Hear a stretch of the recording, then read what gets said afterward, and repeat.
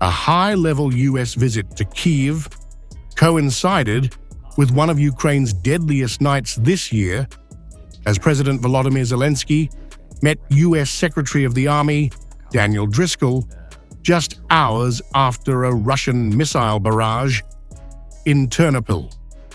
They've never had to defend their homeland, and just the tragedy of having to defend your right to exist and losing your neighbors and your friends and your colleagues is horrific, and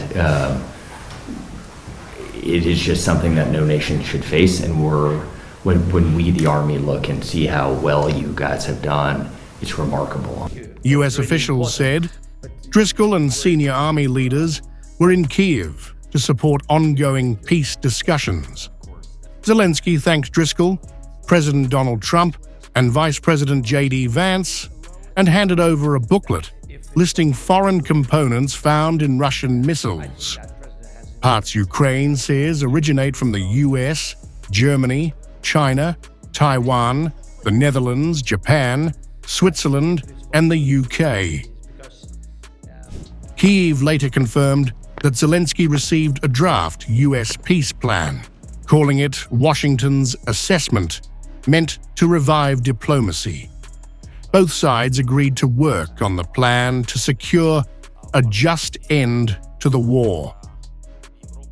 I wish you health. Today I had a meeting with representatives of the United States, an important delegation and a very serious conversation. The American side provided its proposals, points of the plan to end the war, and its vision.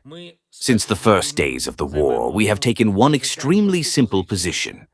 Ukraine needs peace, and true peace is one that will not break. The third invasion should be worthy, so that the conditions are respectful of our independence, our sovereignty, and the dignity of the Ukrainian people. And these are the conditions we must provide. I outlined what was important to us, and we agreed that the teams will work on these proposals to make them real. Zelensky withheld details, but US media reported the proposal mirrors Russia's long-standing demands, requiring Kyiv to cede parts of Donbas, shrink its armed forces, and surrender key weapons. The plan is believed to have been drafted by Russian envoy Kirill Dmitriev and handed to Trump's special envoy Steve Witkoff after 3 days of talks in Miami. Dmitriev earlier sought meetings in Washington after a proposed Trump-Putin summit fell through. The White House confirmed the secret diplomacy.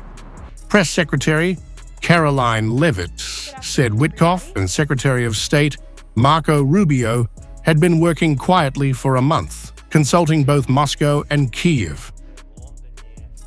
Leavitt called the proposal a good plan for both sides, while U.S. Ambassador Julie S. Davis said, "Momentum is finally on the side of peace."